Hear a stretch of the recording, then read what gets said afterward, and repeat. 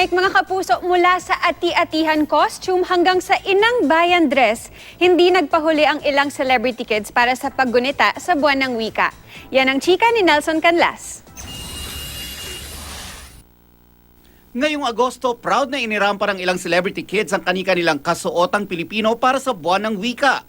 Kagaya ng adorable babies sina Cheska at Dog Kramer na sina Kendra at Scarlett. Si Kendra, lumutang ang pagkamistisa sa kanyang ati-atihan costume.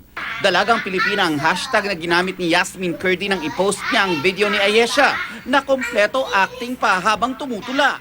Mahal niya ako, mahal din siya. Laging sama. Magtanim ay di biro naman ang hashtag ni Jeneline Mercado sa pic na ito ni Alex Jazz na poging-pogi sa kanyang magsasaka outfit. Patok naman sa netizens ang cute na sultan costume ni Nate na anak ni na Regine Velasquez at Ogie Alcacid. Inirampa niya ito sa kanyang school presentation at umani ng libo-libong likes at share sa social media. Si dating sex bomb member Sugar Mercado, ipinagmalaki ang costume na inang bayan ng panganay niyang si Gabi. Si Gami naman na anak ni Bettina Carlos, cute na cute sa kanyang yellow patadyong na may bandana at hawak pang Philippine flag. Nelson Canlas, updated sa Showbiz Happenings.